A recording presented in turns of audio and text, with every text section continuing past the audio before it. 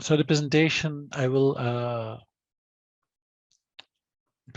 consist of 3 parts. First, a short introduction to who's tractable, then some rationale between offshore energy and what we see as a potential solution, and then a focus on a case study.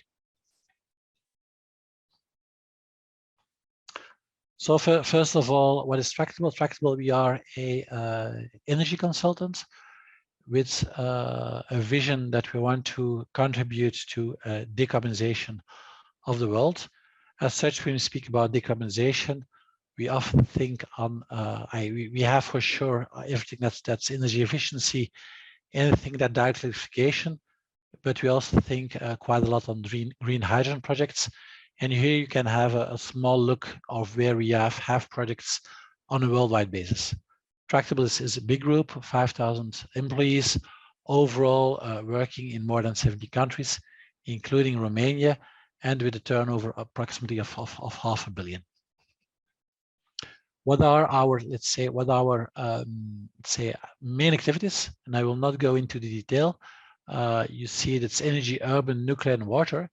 And what we see, if we want to go to low carbon energy solutions, we really need to cooperate with within our different product lines, because we see that monodisciplinary solutions, either in energy, either in urban, either nuclear or water, don't longer are realistic to challenges the goals that we have that are posed by the energy transition. But we really need to see how we can combine solutions coming from different sectors in order to go ahead. And and the example that will work out further is really a combination of what we can have in energy as experiences, but also what we have in water as experience. So then just shifting to Daniela, presenting shortly, say who we are in Romania. And this also helps us to get to, in the further presentation, to give you a first impression of what we see as a possibility for, let's say, the Romanian offshore energy. Please, Daniela. Hello to all of you. Thank you, as Sven said, for inviting us in this workshop. It was mentioned that Tractable has a worldwide presence. So that means by chance, including Romania. We have been set up in 1997 with the initial purpose to address the local market for consultancy and engineering services. We are active in energy and infrastructure, having a team of about 150 employees. With reference to the interest of this workshop, we are active for sustainability through our renewable projects, cogeneration project, as well as through our electricity projects. But not only, because we are active in hydrotechnical works, in roads, in sea projects, and so on. Due to this, we are in position to handle and to have a good knowledge of the local business environment and of the applicable regulations. And we act for our clients, investors, or international funding institutions, as well as contractors. And for all of you, in order to better understand, as we are active locally, we have relevant certifications required in the market in order to complete engineering projects. If necessary, we can provide you information on that. Now, Sven, I think you should take over for the time being.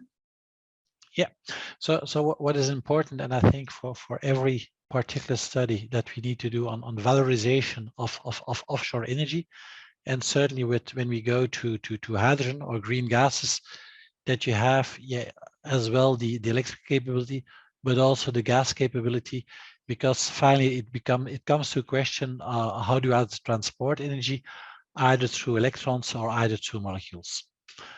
So the next slide give a little bit how we see the new energy transition value chain. On the blue arrows, this is let's say the traditional value chain of the oil and gas, we can see you will go from exploration and production, you transport mainly, and we have here a focus of course on the gas side, because this is where we are active on. And then you have downstream, let's say, a multitude of applications. When you look to the greener part, this is rather the green hydrogen or the green energy value chain. We can see at the bottom you have either PV, either wind, either hydro. You then have based on this green electricity, a transformation of the green electricity to hydrogen. Then you can transport it over intercontinental or over regions.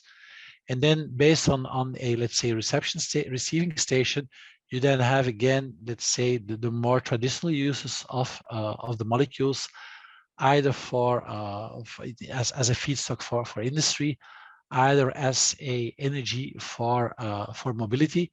But of course, you can also blend it on the existing gas network, and then you can come to, let's say, the same applications that you had previously for, let's say, the more fossil gas. What's, however, most of interest for this webinar is the, let's say, at the upper left, let's say the offshore value chain, where we see also, and where we have a vision that due to certain constraints that we will develop further, we will have also offshore energy, in this case here, wind energy, which we'll need to convert to hydrogen, and we would have, as to a certain extent, a offshore hydrogen value chain. And for this, it's important that you cover, let's say, all the different sub-value chains that you have, and that for this you have also all the capabilities. So there we speak really of a culmination of, marine concepts, about wind aspects, about high voltage aspects, about hydrogen generation, but then also everything that's linked to the hydrogen transport and hydrogen utilization. What is now the motivation for offshore hydrogen? The basis of a concept came from, let's say, the situation in the German platform, where at the left side you see the status as the development status as of end of 2019, where there was 7.5 gigawatt installed, and you see the wind parks were still relatively short to the shore. In 2030, we know that it will be expanded to 15 gigawatt. Even there might be an extension to 20 gigawatt, but you see that we go further on of the shore. And then definitely if we go to 2030, 2040, we see that we will go even further and further away. There are two particularities with all those, let's say, and also a particularly proper to Germany, where we know that renewable energy is mainly generated in the north, while the industrial off-takers are mainly in the south. So this means that there is a kind of transport of energy needed. We know also that, say, what are the costs and what are the, let's say, what are the costs for developing high voltage lines. And this then we need to, the cost, but also the duration with all the, let's say, the permitting process, environmental and social aspects to be evaluated. And so we know that this might be quite a burden in order to develop this. And as such, we thought, okay, why instead of transporting, let's say, electrons, why not go to transporting molecules? One aspect. Second aspect, you know, we see that we go further and further away from the coast, meaning also that your subsea high voltage cables become longer and longer. And then again, it's a question of a balance between transporting electrons versus transporting molecules that shows that from a tipping point from, let's say, 80 kilometers, it's more interesting and more cost effective transporting the molecules instead of transporting the electrons. So it's really a business case where we look, let's say, to the generation part, what is most appropriate, but then where we also look to the downstream part, how to distribute the molecules or the energy in the land, in the country, what can be the most efficient or most cost-effective solutions. And here I would, it's really a first case study that that I asked Daniela to do in function of preparation of, let's say, of a workshop. Daniela, please.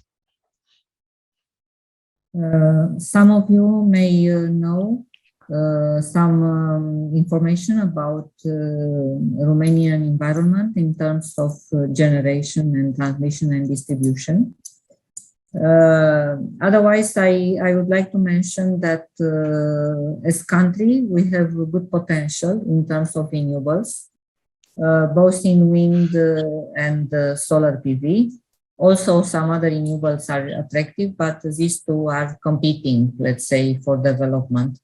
Currently, as Romania, round figure, we have in operation, in fact, 4,500 round figure installed in wind and photovoltaics. All these capacities are onshore capacities, so they are on land. And with an important concentration in the eastern part of Romania, which is highlighted here in the blue circle. That's Dobroja area. Due to this high concentration here, there is a high pressure on the network, on the transmission grid. And some of you may know from studies or from business situations that is very difficult to evacuate all this electricity generated in the east part of Romania towards the consumption which is distributed all around the country or even for export purposes. By the way, from the wind, which I mentioned earlier, 80% of the existing wind capacities, they are concentrated in this region. And the country has commitments to commission by 2030 other round figure 7,000 installed megawatts in renewables. And out of this, an important share is still concentrated in the same place, in the same eastern region. So for the transmission system operator in particular, it's a challenge to give access to the network to the projects under development. So on one hand, the transmission system operator called Transelectrica is studying opportunities to see how we could manage the network, how we could address some important projects to solve the matter. But on the other hand, looking to the costs for connection and the timing for connection, it's not only one option. So it's not only one way to do it to make the strengthening of the network. By the way, Tractebel in Romania is ongoing with such a study with the transmission system operator. So it's an ongoing activity to see which are the measures to recommend to manage the network to be able to answer to the needs until 2030. So on one hand, it's a matter of the network, but on the other hand, as Sven mentioned, we are looking to opportunities to see where there are industrial clusters that can be appropriate for using hydrogen, green hydrogen. And by this, so we need to export the power from the region, not necessarily through electricity grids, but maybe through gas networks.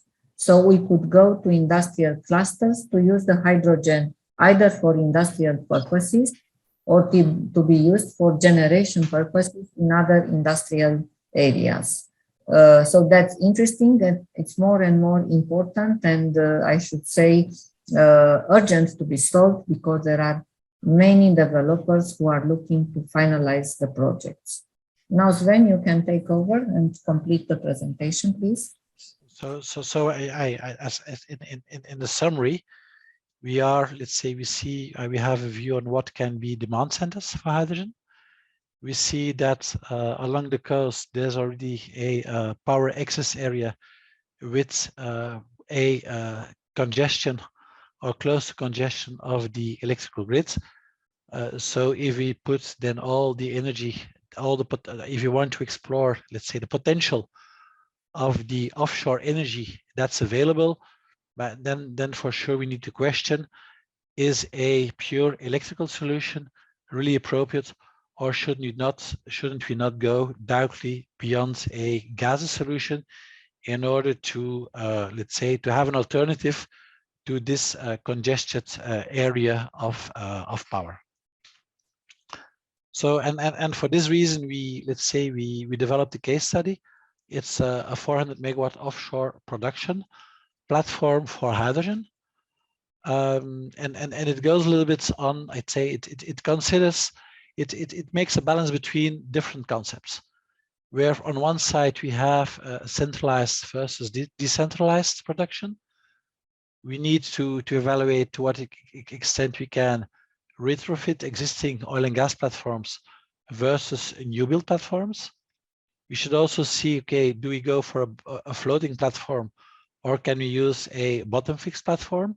There's a little bit that goes together if we use floating offshore winds or fixed offshore winds. Do we go for small scale versus large scale?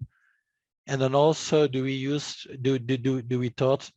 consider pipeline transport of hydrogen, or do we consider tank vessel? And you see a little bit what were let's say the concepts that we analyzed, and the selection that we made for our for the solution for offshore hydrogen production. This is how the platform could look like, where let's say on one side you would have, because such a platform is not only about generation of hydrogen, it is also let's say a strong electrical system with power transformers and with all the associated energy management system. And on the other hand, you would have then a H2 generation through the electrolyzers, and then the storage and the compression. Just as an order of magnitude, this platform, only the top sides, not the foundation, it weighs about 7,000 tons. The footprint is 50 meter by 40 meter, and the height is 30 meter height. So it's something quite impressive, but we know that based on the experience that we have from the oil and gas, those things are feasible. So now, if we what we say, what would be the basic functional principle of the platform?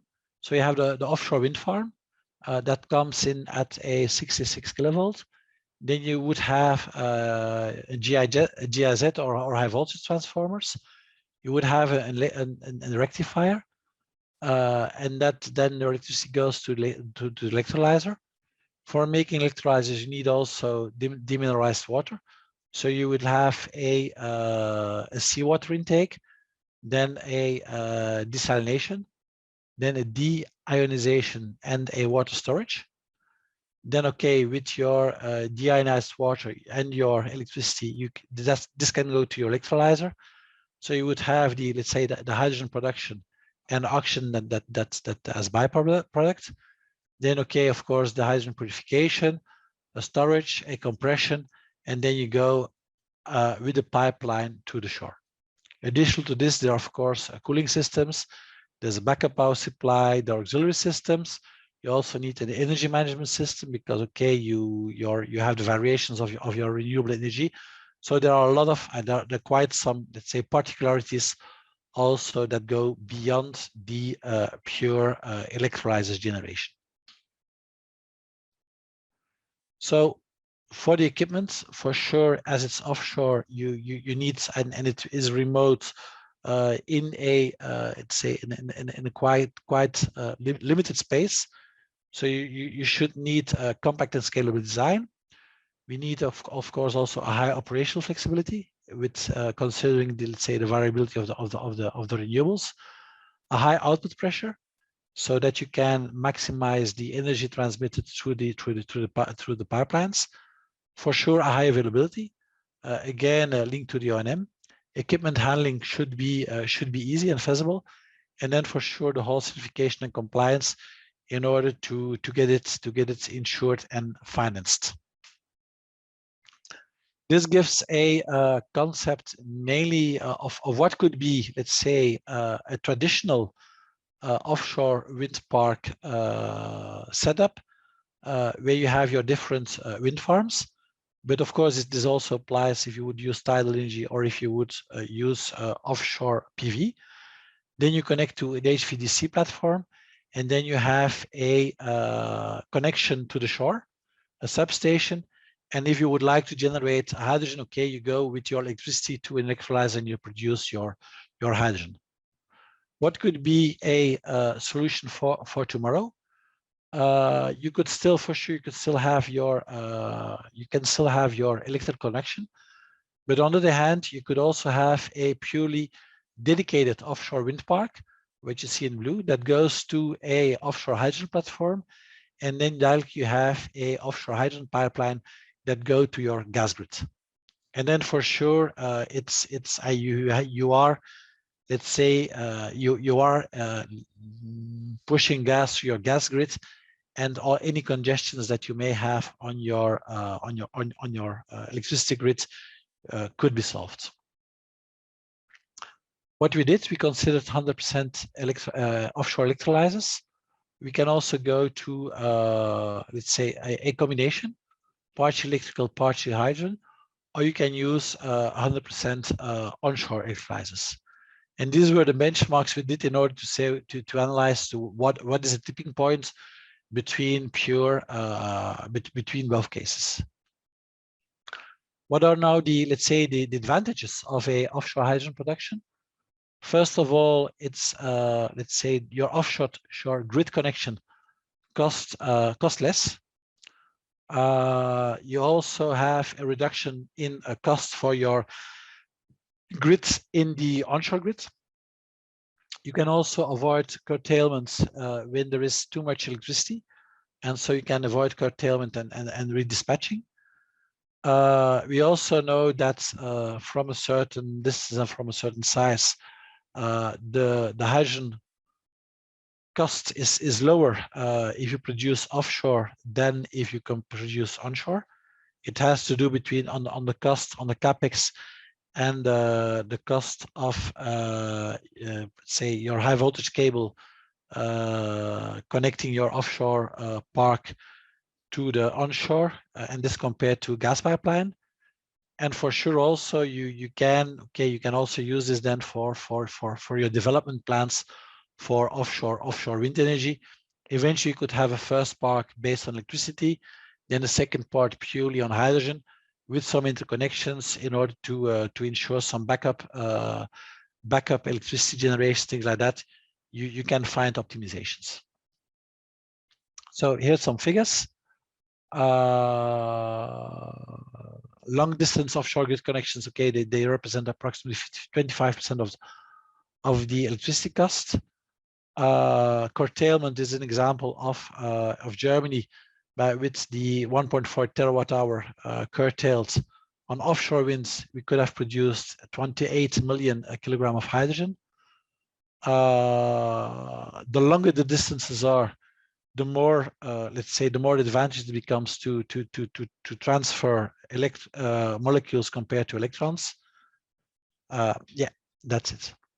So as a conclusion, we've demonstrated that it's technically economically feasible of having such a 400 megawatt offshore platform.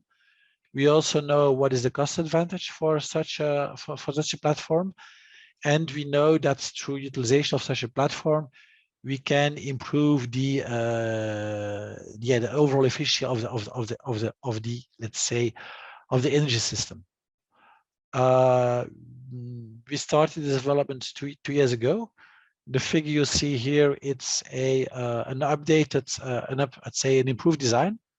This is own R&D as done by Tractable, but today already we have some clients in Southeast Asia, but also some clients in Germany who are interested to go to this solution and asked us to support them for upcoming auctions in order to improve the competitiveness of their, let's say, the overall competitiveness of their offshore offshore wind park. So you have also a small link to a video on YouTube if you want. But if you type offshore hydrogen and tractable, you will definitely find it.